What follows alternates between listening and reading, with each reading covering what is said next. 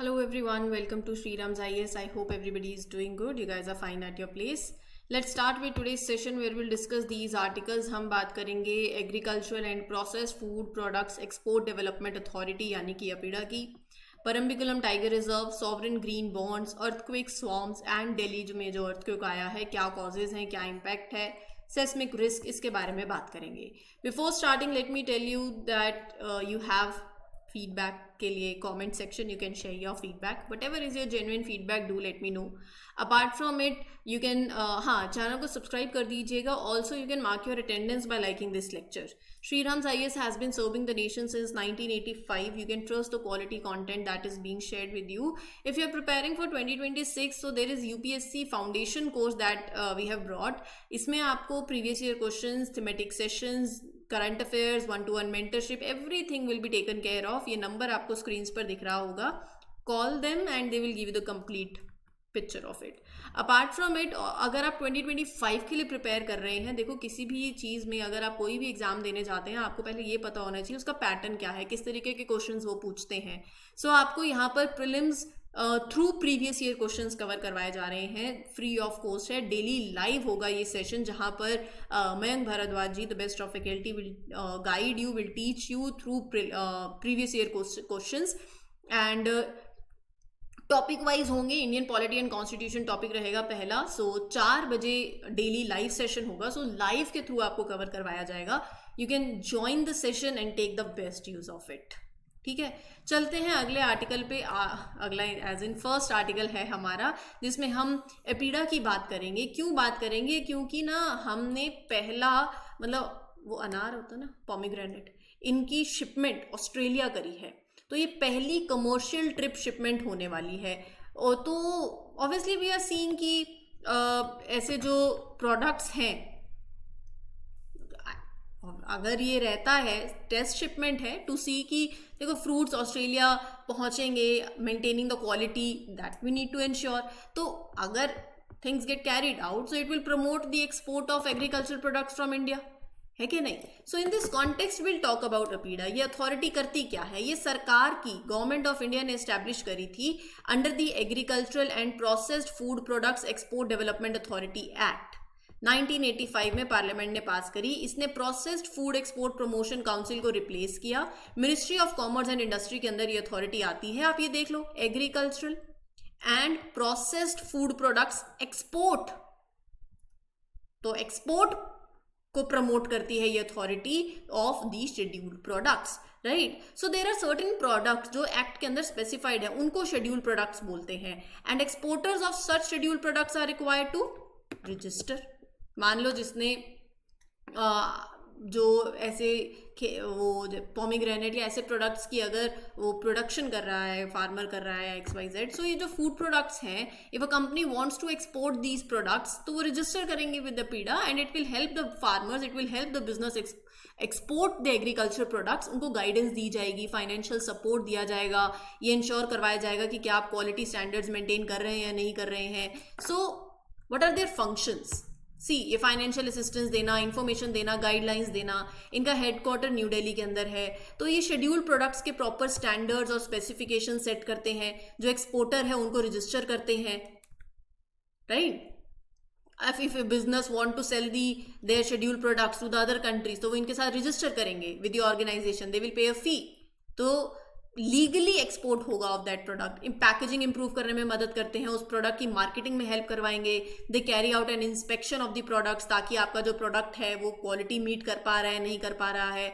और ट्रेनिंग दी जाती है in various aspects of the industries that are connected with the scheduled product. साथ ही साथ उन इंडस्ट्रीज की डेवलपमेंट भी करना जो उन प्रोडक्ट से जुड़े हुए हैं, सर्वे अंडरटेक करना, फिजिबिलिटी स्टडीज करना एंड स्टैटिस्टिक्स कलेक्ट करना from the owner of the factories and the publication of such statistics. वो सारा काम इस अथॉरिटी का है. ये जो अथॉरिटी है, it functions as a secretary to national accreditation board, right? Scheduled products में जैसे फ्रूट्स आ गए, biscuits, confectionery, dairy products, meat, vegetable, bakery products, honey, jaggery. So there is a complete list of scheduled products, right? अभी ना Shriram IAS आपको बहुत से ऐसे इनिशिएटिव्स दे रहा है, जैसे जो फ्री ऑफ कॉस्ट है और बेस्ट ऑफ इनिशिएटिव्स हैं. जैसे प्रीलिम्स के लिए आपका प्रीवियस ईयर क्वेश्चंस के सेशंस आपको मिल रहे हैं. लाइव मिल रहे हैं। अगर आप मेंस के लिए देख रहे हैं तो यहाँ पर आपकी ये जियोपॉलिटिकल डायलॉग्स की सीरीज, पॉडकास्ट सीरीज शुरू हुई है, जिसमें number of episodes are out. 2 best faculties आपस में कुछ important hot burning issues discuss करते हैं एंड आप उनको सुन सकते हैं, लिख सकते हैं उनको, जो इंपॉर्टेंट पॉइंट्स हो आप अपने मेंस में उसको कोट कर सकते हैं, इंटरव्यू में they will help you, so have a look over it. Apart from it there are other current affair sessions taken by faculties, so बहुत सी चीज़ें प्लेटफॉर्म पे आपको अवेलेबल हैं, देखो ज़रूर। फॉरेस्ट डिपार्टमेंट ने एक फनल सर्वे कंडक्ट किया परम्बिकुलम टाइगर रिजर्व के अंदर। कहाँ पड़ता है? ये लोकेशन है। And it has added 15 new species to the protected areas checklist. Kerala में पलक्कड़ और थिरुसुर डिस्ट्रिक्ट के पास ये प्रोटेक्टेड एरिया लोकेटेड है, 391 स्क्वायर किलोमीटर का है। It was declared a tiger reserve 2009 में। यहाँ से परम्बिकुलम, शोलायार, थिकाडी रिवर फ्लो करती हैं। यहाँ पे कुछ ट्राइब्स भी हैं जिनका ये घर है, कडर, मलसर, मुडुवर, वाला मलसर। So I hope you are getting these terms. Sorry if I am pronouncing it wrong, but the agenda is that things got clear to you. ये सिर्फ याद करने वाली चीज़ है। वेजिटेशन यहाँ पर आपको mix deciduous, evergreen, semi evergreen forest देखने को मिलेंगे, माउंटेन एंड मार्शी ग्रासलैंड्स देखने को मिलेंगे, टीक प्लांटेशंस आपको यहाँ देखने को मिलेंगी, and lion tail macaque, Nilgiri marten और कुछ परम्बिकुलम फ्रॉग, ये कुछ ऐसी स्पीशीज हैं जो यहीं पर एंडेमिक है। देयर इज अ फिश, गारो सुरेंद्रनाथनी। ये टर्म्स आपको ऐसे, अगर देखो, अगर आप एसएससी के लिए प्रिपेयर कर रहे हो, प्रीवियस ईयर क्वेश्चंस देखे, वो पूछेंगे this term was in news, किससे जुड़ी हुई है? Fish, frog, fish. Parambikulam frog is endemic to Kerala, is it true और फॉल्स? यूपीएससी पूछ लेगी। प्रीवियस ईयर क्वेश्चंस देखिए साथ साथ, तो वो कंप्लीट प्रिपरेशन होती जाएगी आपकी। देखो, एमर्जिंग मार्केट जो है रिन्यूएबल एनर्जी की, अब वहाँ पर सरकार ने फंडिंग रेज करनी है उस मार्केट के लिए, तो वो क्या करते हैं, सरकार क्या करती है? ग्रीन बॉन्ड्स इशू करती है, right, to help fund its transition to this low carbon economy की तरफ हम ट्रांजिशन कर रहे हैं ना, स्मूथ ट्रांजिशन हो रहा है, ताकि अब विंड एनर्जी, सोलर एनर्जी से हम एनर्जी लें, कोयला ना जले, लो कार्बन एमिट हो, उस तरफ ट्रांजिशन हो रहा है। अब यहाँ के लिए जो सरकार फंड रेज करेगी वो कैसे कर रही है? सॉवरेन ग्रीन बॉन्ड्स इशू करके। तो यहाँ पर लेकिन जो इन्वेस्टर की डिमांड है that remains weak. Will talk about sovereign green bonds in detail. Previous year questions में यूपीएससी ने मेंस में भी पूछा है, इवन प्रीलिम्स में भी पूछा है। सॉवरेन ग्रीन बॉन्ड्स क्या होते हैं? पहले तो आप ये बताइए। फाइनेंशियल मार्केट सबको पता है। फाइनेंशियल मार्केट में क्या होता है? मतलब किसी के पास पैसा है, किसी ने लेना है, किसी ने देना है, तो सारा खेल कहाँ होता है? फाइनेंशियल मार्केट के अंदर। अब फाइनेंशियल मार्केट में भी आगे टाइप्स हैं। शॉर्ट टर्म, अगर आपको शॉर्ट टर्म लोन लेना है, अगर आपको लॉन्ग टर्म के लिए लेना है, अगर आपको शॉर्ट टर्म में, ये स्टैटिक पार्ट आ गया है, मैं वैसे बॉन्ड्स पे सीधा आ सकती थी बट मैं आपको फिर भी बता रही हूँ। मान लो अगर आपको शॉर्ट टर्म लोन लेना है तो सरकार ट्रेजरी बिल्स लेकर आती है ना, there is certificate of deposits. So ये शॉर्ट टर्म लोन्स है। लॉन्ग टर्म के लिए, लॉन्ग टर्म में क्या है? लॉन्ग टर्म में भी अब 2 चीजें हैं। लॉन्ग टर्म में सरकार क्या करती है? गवर्नमेंट सिक्योरिटीज, बॉन्ड्स जिसे बोलते हैं, वो इशू करती है, कैपिटल रेज करती है, फंड रेज करती है वहां से, ठीक है। और साथ ही साथ अगर आप शेयर मार्केट में चले जाएं तो स्टॉक मार्केट के अंदर जाएंगे, शेयर्स हैं, डिबेंचर्स हैं, राइट। तो that is the whole together different thing. वहां पर आपको इक्विटी मिलती है, साथ में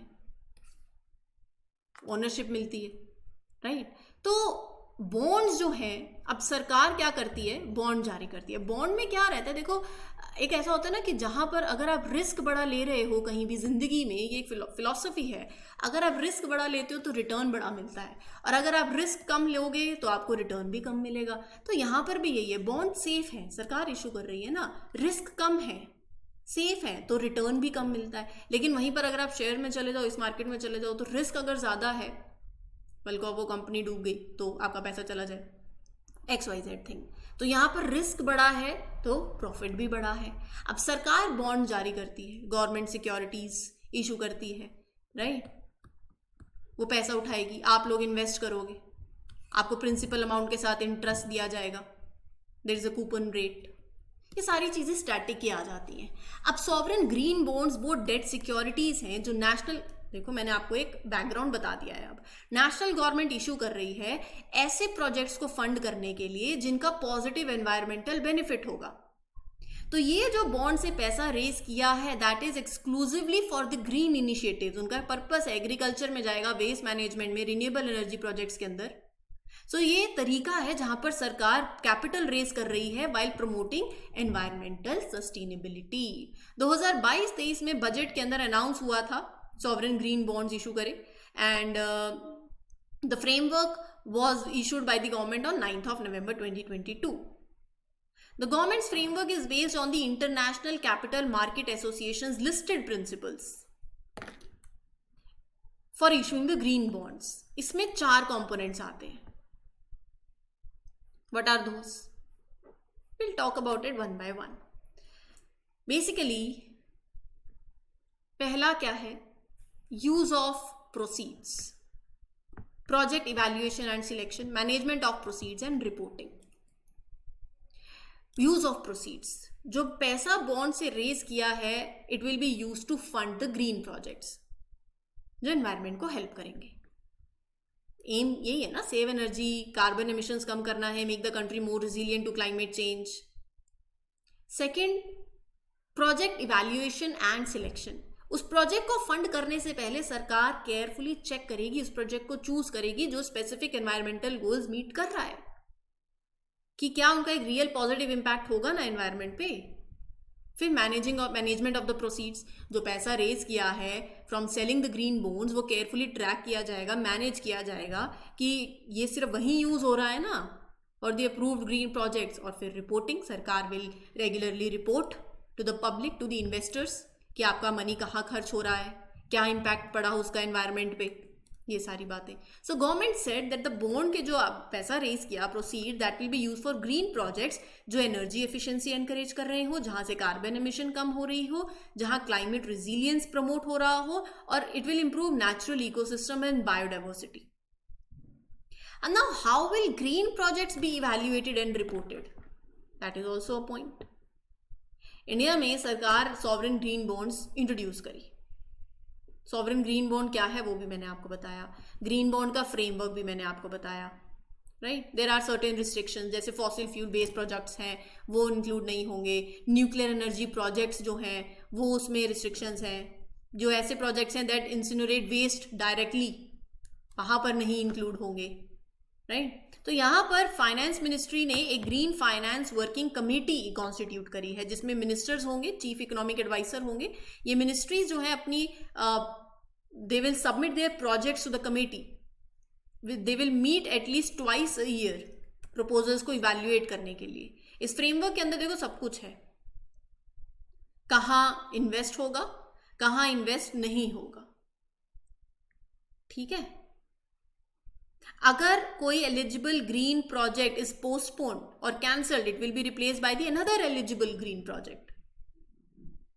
जैसे बॉन्ड इशू हुए, पैसा रेज किया, तो the proceeds will be allocated to that project within 24 months। Sorted है। So the division will then issue the bonds through the RBI. ये तो बिट ऑब्वियस, एक बार प्रोजेक्ट इवैल्यूएट किया, फाइनल लिस्ट जो है वो दी, and it will B bonds will be issued through the RBI. Government एक एनुअल रिपोर्ट रिलीज करेगी। It will also maintain a green register जहां पर पूरे ग्रीन बॉन्ड इशुएंस की डिटेल्स होंगी, प्रोसीड जनरेट कैसे किया, एलोकेशंस जो हुई, complete information about those eligible projects, वो सारा काम सरकार देखेगी। लेकिन न्यूज अभी ये आ रही है कि even though green bonds are at obviously great idea है, लेकिन इन्वेस्टर्स का भी इंटरेस्ट लो है, डिमांड इज वीक, क्योंकि एक तो इन्वेस्टर थोड़ा सा वही रिटर्न लो है, दूसरा ग्रीन फाइनेंस अभी एक नई मार्केट है, इट इज स्टिल न्यू, और अवेयरनेस भी कम है अबाउट दीज बॉन्ड्स, ठीक है। चलिए आगे बढ़ते हैं with the next article. Greece में सेंटोरिनी में और आसपास के आइलैंड्स के अंदर एक स्टेट ऑफ इमरजेंसी डिक्लेयर कर दी गई है of the under sea earthquakes this month, after the swarm of under sea earthquake this month. Earthquake क्या होता है? अर्थक्वेक ये अभी जो बता रही हूं ये दिल्ली के अर्थक्वेक से भी जुड़ा है। अर्थक्वेक तो अर्थक्वेक है, चाहे इधर आए चाहे कहीं और आए। अर्थक्वेक क्या होता है? Trembling of the earth, shaking of the earth, ठीक है। Trembling, shaking of the earth because of the sudden release of the energy, है ना, from the core to the crust, upper mantle, है कि नहीं। अब अर्थक्वेक जब आता है तो there is a focus, there is an epicentre, ठीक है, कि जिस पॉइंट से अर्थक्वेक निकला, one point is below the ground and other point is आगे जो जहां से एनर्जी रिलीज हुई, ठीक है। अब अर्थक्वेक आने के कारण क्या होते हैं, ये कॉजेज यूपीएससी पूछती है। अर्थक्वेक आने के कारण हो सकते हैं, एक तो वॉल्केनोस, मैग्मा है नीचे, हॉट मैग्मा है, कन्वेक्शन करंट्स चल रही हैं, एनर्जी रिलीज होती है एकदम से, और अगर कोई फॉल्ट लाइन है, डिस्प्लेस हुआ वॉल्केनोस के चक्कर में, प्रेशर बहुत ज़्यादा था, अर्थक्वेक आ सकता है वहाँ पे। वॉल्केनो कॉज है, ह्यूमन एक्टिविटीज़ भी एक कॉज है, mining, drilling, these all are the things जो एंथ्रोपोजेनिक फैक्टर्स हैं। प्लेट टेक्टोनिक्स, जहाँ पर दो प्लेट्स अपनी एज पे हैं and there is a fault line, तो वहाँ प्लेट्स या तो कोलाइड करेंगी या सबसाइड करेंगी, तो वहाँ अर्थक्वेक आ सकता है। जहाँ प्लेट सबसाइड करती हैं, कन्वर्जेंट बाउंड्री होती है, आई एम नॉट श्योर, आप ये देखना, जहाँ कन्वर्जेंट बाउंड्री होती है वहाँ अर्थक्वेक बहुत स्ट्रॉन्ग आता है। If I am not wrong, I will confirm it and you also confirm it, there is a terminology for that. अच्छा, और क्या है? दैट फॉल्ट लाइन, ठीक है। अब अर्थक्वेक आया, इसमें ना पी वेव्स, एस वेव्स, ये आपके एनसीईआरटी में है, आप पढ़ लीजिएगा। तो अर्थक्वेक स्वॉर्म क्या है? अच्छा, अगर आपको पता हो, एक there is a Pacific ring of fire जहां वॉल्केनोज बहुत आते हैं, तो अर्थक्वेक्स वॉल्केनो इंड्यूस्ड भी हो सकते हैं, you can keep that point also. Now जब देखो बहुत ज़्यादा मल्टीपल सेस्मिक इवेंट्स होने लग जाएं एक स्मॉल एरिया पे, क्विक सक्सेशन हो, लेकिन इंटेंसिटी बहुत कम हो, मतलब कोई ऐसी इतनी इंटेंसिटी हो कि ज़्यादा बहुत बड़ा नुकसान नहीं पहुंचा के गए, सो वो होते हैं अर्थक्वेक स्वॉर्म। जब मल्टीपल सेस्मिक इवेंट्स होते हैं of comparable intensity, they strike a small area in relatively quick succession, series of many low intensity earthquakes that can occur over weak in active geothermal areas, वो earthquake swarm है। तो जब seismic energy piles up inside the earth और वो release होती है in the small amounts from certain points, तो ऐसे earthquakes को earthquake swarms कहा जा सकता है। जैसे मैंने आपको बताया, इसका भी कारण क्या है? volcanic environment, मैग्मा है, उसी पे ही तो आप लगा लीजिए एक फ्लोटिंग चीज है, उसके ऊपर दो प्लेट्स ऐसे फ्लोट कर रही हैं, राइट, और वो एक कोई वहां फॉल्ट स्लिप है, अर्थक्वेक ट्रिगर हो सकता है। Magma movement can act as a driving mechanism for the swarms also, है तो अर्थक्वेक ही ना, तो जहां पर क्रैक टिप होगा वहां अर्थक्वेक आएगा। A slow slip movement is essentially an earthquake in slow motion, जैसे मैंने आपको अभी बताया, ठीक है जी। तो इसी के साथ साथ अब बात कर लेते हैं जो दिल्ली में हुआ है। हाल ही दिल्ली में 4.0 मैग्नीट्यूड का अर्थक्वेक आया है। अब मैंने आपको कॉजेज भी बता दिए, चलो मैं आपको कॉजेज के साथ साथ पहले दिल्ली का और आगे देख लेते हैं, फिर मैं आपको बताऊंगी देयर आर सर्टेन गैप्स कहाँ पर हैं और क्या कर सकते हैं, that also I discuss. Implementation gaps, तो यहाँ तक तो क्लियर हो गया। अब रही बात दिल्ली की, दिल्ली कहाँ पड़ता है? देखो, इंडियन प्लेट है, इधर यूरेशियन प्लेट है, हिमालयन रीजन भी आ गया ना इधर, तो सेस्मिक एक्टिविटी इधर भी है, तो दिल्ली सेस्मिक जोन 4 के अंदर आता है, कैपिटल हमारी। तो इंडिया और यूरेशियन प्लेट जो होती हैं, जब ये कोलाइड करती हैं तो इधर अर्थक्वेक आता है। Delhi is an earthquake prone zone 4 में आता है, मैंने आपको बताया। अगर एक स्ट्रॉन्ग अर्थक्वेक आता है, मेजर डैमेज होता है टू द बिल्डिंग्स। ठीक है, पिछले 5 सालों में बहुत से small tremors have been detected in and around Delhi.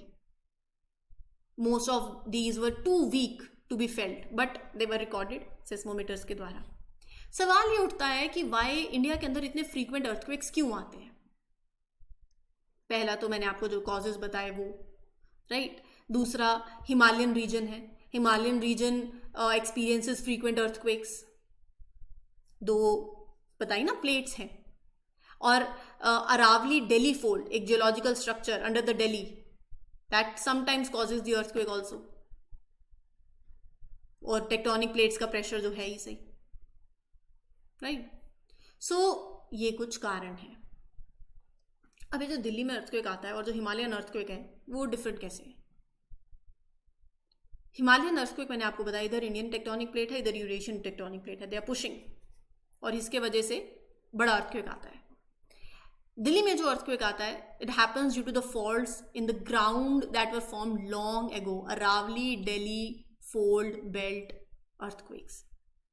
Delhi का region was more active in the past, but अब that movement has slowed down. इसका मतलब big earthquakes are less likely in Delhi as compare to Himalayas, right. अच्छा, क्या एक बहुत बड़ा earthquake can happen in Delhi? See historical records showed कि दिल्ली में स्ट्रॉन्ग अर्थक्वेक्स पास्ट में आए हैं, but major earthquake directly enter Delhi is unlikely, right. लेकिन अब यहां पर यूपीएससी आपसे कैसे सवाल पूछ सकती है कि देखो मिटिगेशन मेजर्स तो होने चाहिए, लेकिन मिटिगेशन मेजर्स हैं भी सही। We should have this building codes कि जब आप इंफ्रास्ट्रक्चर प्लान कर रहे हैं तो there are certain codes that you guidelines आप लगा लीजिए। सिंपल तरीके से बोलूँ तो अवेयरनेस होनी चाहिए, there should be awareness among the people. और व्हाट एल्स, प्लानिंग बहुत इंपॉर्टेंट है। जिस तरीके से अर्बनाइजेशन हो रही है, there should be thing should be planned properly. Apart from it, what else, retrofitting is very important. Basically retrofitting as in आप लगा लीजिए कि पुअर इंफ्रास्ट्रक्चर है, पहले का है, देयर आर retrofitting challenges। पुरानी बिल्डिंग्स हैं, हेरिटेज स्ट्रक्चर्स हैं, they are not retrofitted to withstand the earthquake। Bridges हैं, फ्लाईओवर्स हैं, मेट्रो नेटवर्क्स हैं, they are at the risk. क्यों? There is lack of retrofitting। तो मिटिगेशन गैप्स मैं आपको साथ में बता रही हूँ। अर्ली वार्निंग सिस्टम इनएडवोकेट है, बिल्डिंग कोड्स की implementation is not up to the mark, right. Unregulated urbanisation is the gap. So these all are the things. So public awareness लेकर आए, ओल्ड बिल्डिंग्स की रेट्रोफिटिंग हो, better coordination हो among the authorities, you update the seismic hazard maps also, early warning systems को ज़्यादा strengthen करें। These all are the things that can be taken. Now this was the whole session for today. I hope things are clear. Any doubt you can ask me in the comment section. For more such videos, do subscribe to the channel. This is your mentor Arsu Kakkar signing off. Happy learning. All the best. Thank you.